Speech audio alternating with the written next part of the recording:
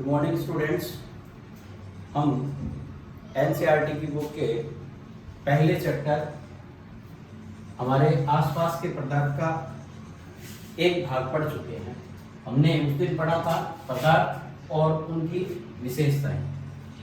आज हम पढ़ेंगे पदार्थ की अवस्थाएं कौन कौन सी हैं। तो देखिए, पदार्थ को उनके अंतरा आणविक जो कण है या अणु परमाणु जो होते हैं उनके बीच जो आकर्षण बल है उसके आधार पर हम मूल रूप से 5 अवस्थाओं में बांटते हैं। ठोस, पहली अवस्था ठोस सॉलिड जिसको बोलते हैं, दूसरी द्रव लिक्विड जिसको कहा जाता है, तीसरी गैस या गैसेस प्रकार की, चौथी अवस्था जिसको कहा जाता है प्लाज्मा और पांचवी अवस्था को कहा जाता है बोस-आइंस्टीन कंडेंसेट BAS जिसको बोलते हैं BAC। हाँ, बोस-आइंस्टीन कंडेंसेट मूल रूप से जो अपने हैं वो इन्हीं 3 अवस्थाओं के बारे में ही विस्तृत अध्ययन है। इनका केवल जनरल इंट्रोडक्शन जो है वो दिया हुआ है। प्लाज्मा, बोस-आइंस्टीन कंडेंसेट, ये जो आपकी अवस्थाएं हैं।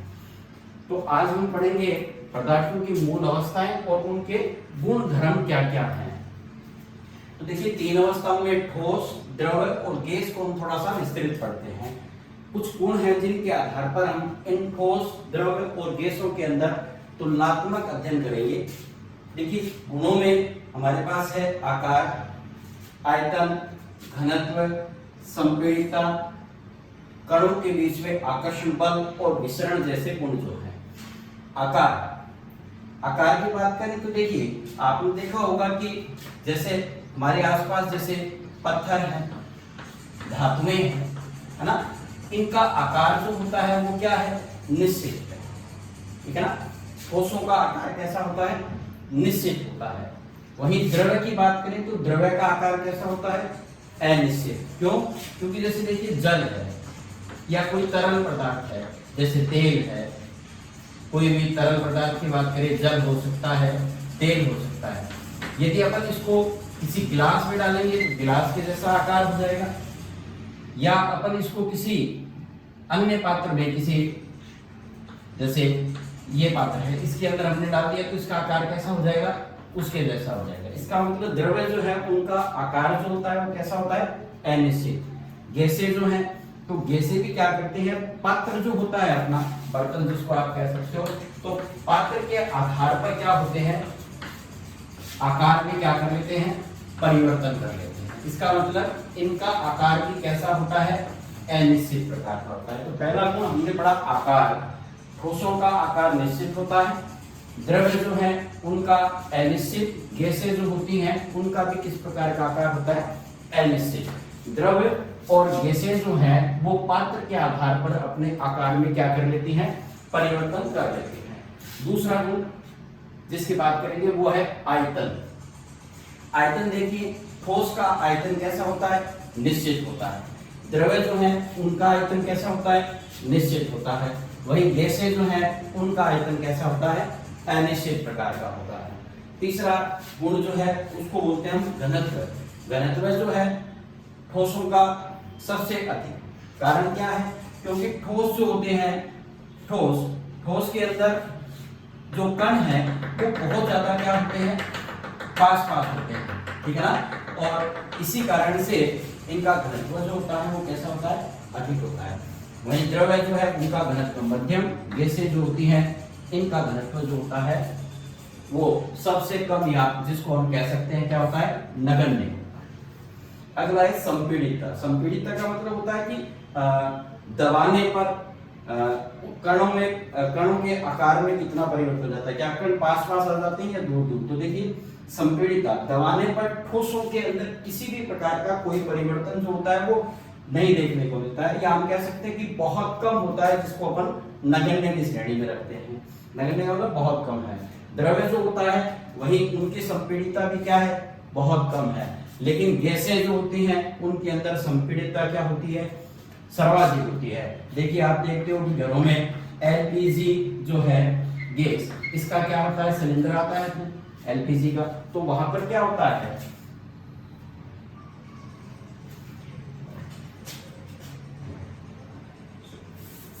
CNG जो है है ना।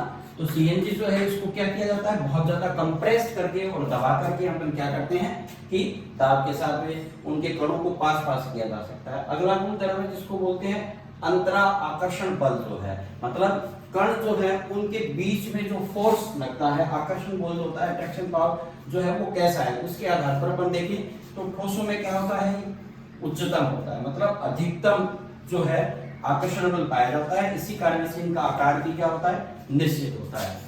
द्रव्य के अंदर ये आकर्षण बल जो होता है वो बहुत कम है, वहीं गैसों के अंदर इस प्रकार का आकर्षण बल जो होता है वो देखने को नहीं मिलता है या बहुत कम होता है। हम कह सकते हैं कि ये भी कैसा होता है, नगण्य। एक जो गुण है जिसको बोलते हैं विसरण, ना, तो विसरण के गुण की बात करें तो ठोसों के अंदर विसरण का गुण क्या होता है, नगण्य, जिसको आप कह सकते हो न्यूनतम प्रकार का।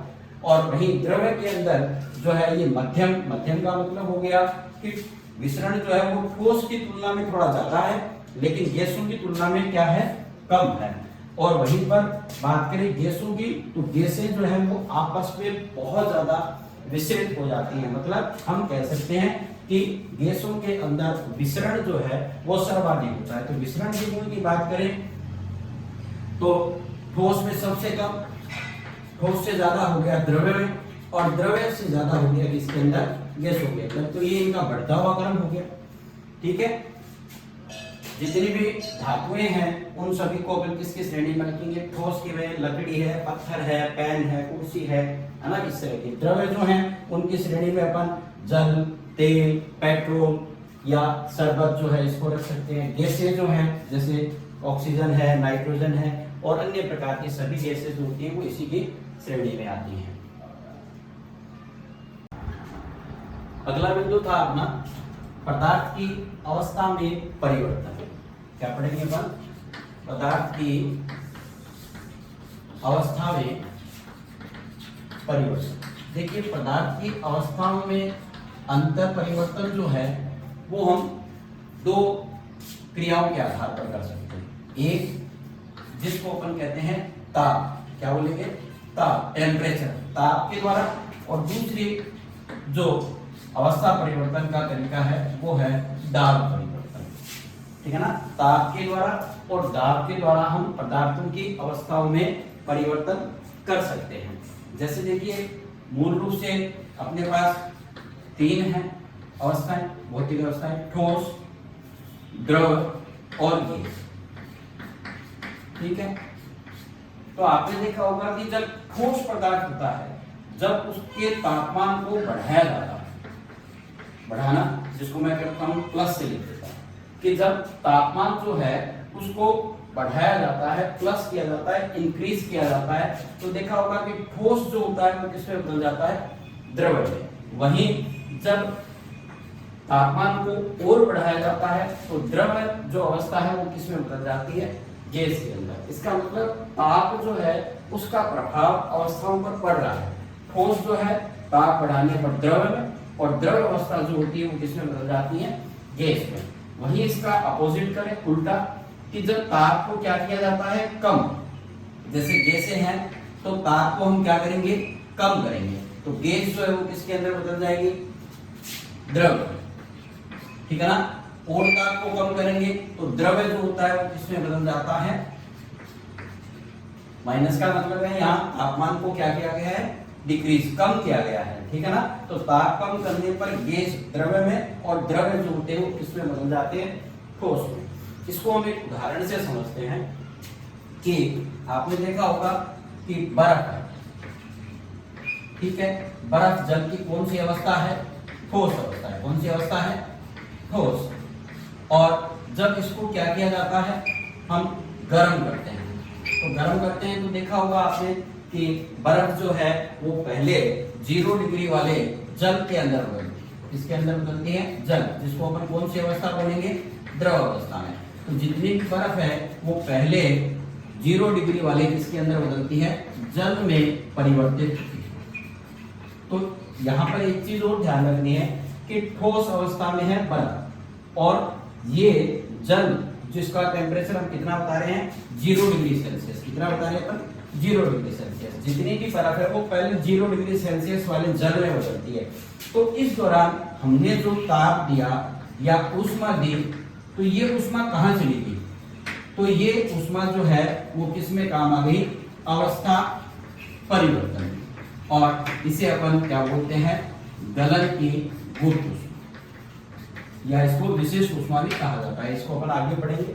और इसी प्रकार से जल जो है उसको यदि और गर्म किया जाता है, मतलब उसको क्या दिया जाता है?